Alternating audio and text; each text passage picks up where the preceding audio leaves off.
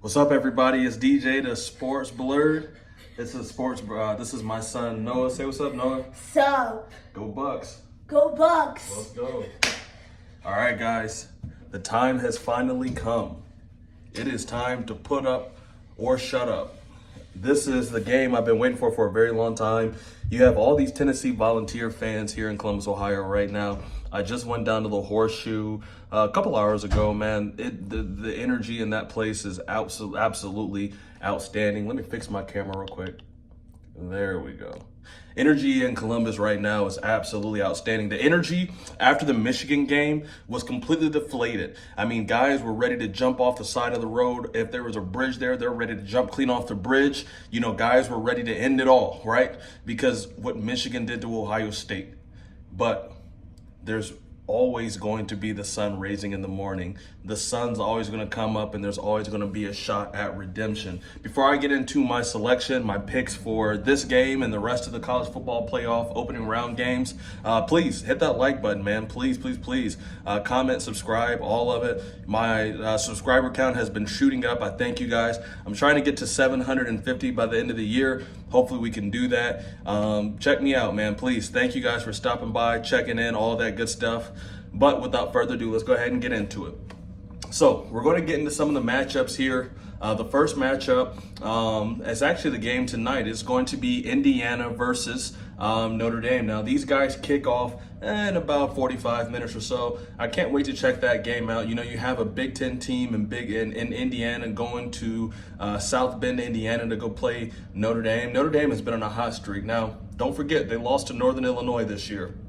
But ever since then, they've played very, very good football. And because of that, I'm taking Notre Dame this game. I have the score 24-21. I think it's going to be a really close game. I think Indiana is going to be on their tails pretty much the whole entire game, but I think that Notre Dame is probably going to pull away there late. Now, going into the next game, you're going to have Texas versus Clemson. This is going to be at Texas, in Austin, Texas, at Longhorn Stadium. That's going to be a really good game because I really think that a lot of people are sleeping on Clemson. I think that Dabo Swinney runs a really good program. He's gone through the mud, y'all, in the last few years. Deshaun Watson's not walking through those doors. Trevor Lawrence isn't walking through those doors, but he found his guy. He found his quarterback, right? And he stuck with them throughout the NIL deals, throughout the transfer portal stuff. Dabo Swinney, I give him the respect of like the old coach, because even though he's not that old in terms of age, man, he has an old school mindset still. It's my way or the highway type of program.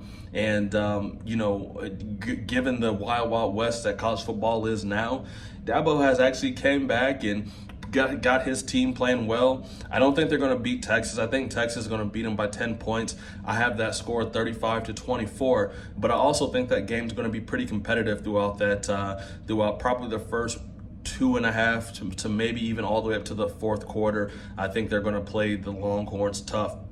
Now, SMU has to go to Penn State. You guys know how I feel about the Big Ten, guys. It shouldn't be at this point a secret. I'm rooting for all my Big Ten programs. James Franklin scares me because he is the generic version of Ryan Day. He is a coach that when he is in a big game, all of a sudden he shrinks smaller than, you know, the smallest microbe you could find on the back of an ant. But I think this is a game he has to win, guys. And I don't think that they fire him, James Franklin. I don't think that he get fired for losing this game, but I think it would set the ball in motion for him to get fired. This is a program that, you know, ever since that Joe Pop scandal with Sandusky, Jerry Sandusky, they've been looking for their guy. And they found James Franklin, 5 or 6 years ago now. They found him. He's done a good job, has not done a great job. I mean, but anytime Penn State can look up and be one of the 12 best teams, they were like top 5 all year long this year. They're doing a good job. Played in the Big Ten championship game. Again, lost that game to Oregon. Played Oregon very well, though. And honestly, had it not been for a few mistakes, Penn State should have won that game.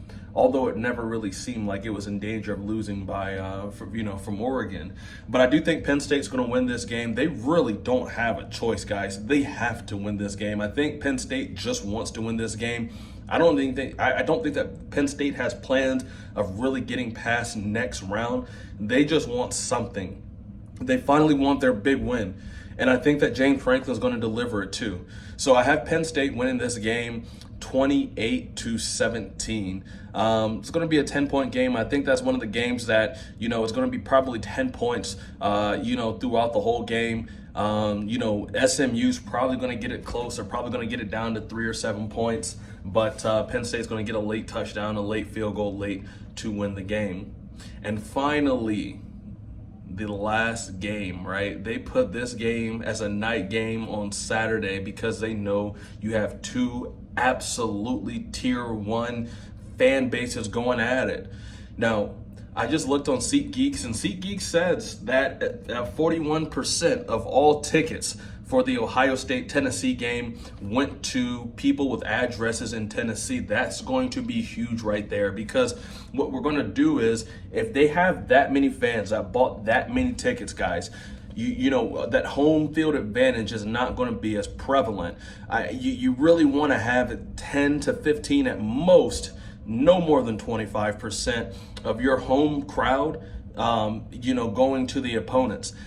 Tennessee has a doggone good fan base. If I have learned nothing outside of this YouTube journey that I've been on here, this last week or two, I have found out that the Tennessee Volunteers, the fans are for real. Number one, they're super classy. I think I gave them a bad rep. I am, an SEC hater, quote unquote. And so I know a lot of Georgia fans. I know a lot of Alabama fans. Man, those guys almost make you sick to your stomach. But the Tennessee fans, man, they talk a lot of trash, but they're good-hearted people. And I really wish that, the fans that come here to Columbus, I really wish that the Buckeye fans treat them well, talk to them well. I was watching something on the news today that said there was a Tennessee fan, and what he does before every away game is, he'll find a kid that's going through some type of terminal illness. They'll raise money for the kid, and then they'll bring the kid's parents and the family to the game itself. And so I saw that news story, and I was like, man, just super classy people. But I'm gonna tell you what, Tennessee fan, you guys are classy, but you ain't winning. You guys are going to go back home hurt. Ohio State, I'm telling you, Ohio State will come out and dominate this game. This is not going to be one of the most difficult games Ohio State has played this year if they go out and play correctly. If they go out and play to their full talent capability, this is going to be over at halftime, guys. It seems crazy. I get it. I understand. And I almost feel like I'm making a bad mistake by picking these guys. But the loss to Michigan 2 weeks ago in the Horseshoe is exactly what Ohio State needed. It refocused this team. Ryan Day is legitimately coaching for his job. Ryan Day right now is probably the only coach in the CFP field right now that is coaching for his job. He knows he has to produce. He knows he has to win. And his guys will win for him. I saw a lot of interviews from a lot of senior Buckeyes, and they've all come out and said the last time we were in the Horseshoe, it didn't go our way, and we were absolutely embarrassed by the team up north, and we'll never get that opportunity to beat them again. But we can make all the rights wrong. Excuse me. What did I just say?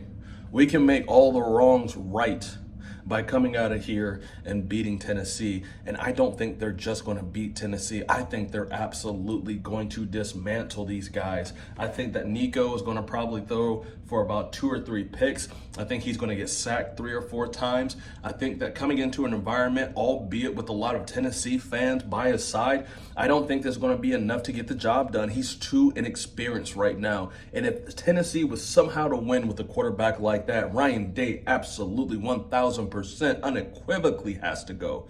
No doubt about it. I will write an email to Rossberg, my doggone self, the AD for Ohio State, and say, get this man out of here. Let's get Coach Prime in here. Let's get Urban Meyer in here. Let's get Mike Vrabel in here. I will write that email before the clock strikes 0 if Ohio State loses this game. But I don't think that's going to happen. And I think that Ryan Day has his team absolutely ready to go. This team is ready. They're prepared. They're focused. They are going to run through Tennessee. They're going to make a statement, y'all. This is a game that is not just win and survive. This is going to be Ohio State's statement game. Mark my words on that. My score prediction. Are you guys ready for this? Tennessee fans, I mean absolutely no disrespect when I tell you guys to score, none whatsoever. But this is going to be a game that I have Ohio State winning 38-17. I know, y'all. I know. Now, they might not win by that margin, but I think it's going to be a completely dominant one-side game. And I think that Ohio State is going to be the one putting the foot to the rear end. Now, Tennessee, you guys got good whiskey. You guys got great mountains. I love going to Pigeon Forge. I love going to Nashville. I love going to all these different places. Heck, I even got family in Memphis, Tennessee, okay? But that's about as good as you're going to get out of me tonight, y'all. Tennessee, it's been real. Hey, I hope you guys still follow my channel, you Tennessee fans, after we beat you. I want you to know that there's no bad blood or anything like that. I hope you guys still like me. I hope you guys still check me out. But Tennessee, you guys come to Columbus, man. Have a good meal tonight. You know, stay in a nice hotel. Have a drink, because you're going to absolutely need it when we lay it on you guys tomorrow. That's my predictions for all the games coming up in the CFP. Let me know what you guys think. Let me know if I'm right, wrong in the comment section. Get me together down below, man. I've come to look forward to you guys' comments. I love responding to you guys. You guys know for the most part I respond back to all of them. There's a couple of videos that have just way too many comments that it's almost impossible to respond back to them. But guys, let me know. Let me know your predictions for the games tomorrow. Not just even Ohio State, Tennessee. Let me know what you guys think about Texas and Clemson. Let me know what you guys think about SMU and Penn State. Let me know what you guys think about Indiana and Notre Dame. Let me know what you guys think about the games. Please, let me know in the comments down below, and I'll check you guys out. I cannot wait to make this video Sunday. I can't wait for my next video that's coming out Sunday. Or, you know, maybe I can wait. If Ohio State loses, I can wait for that. I'm not prepared to eat this crow if Ohio State loses. If Ohio State loses, I might just go ahead and delete the channel. But until then, guys, enjoy the games, man. Have some fun. Hug one of your loved ones. If you're a Tennessee Volunteer fan in Columbus, man, hope you enjoy the city, guys. Take care.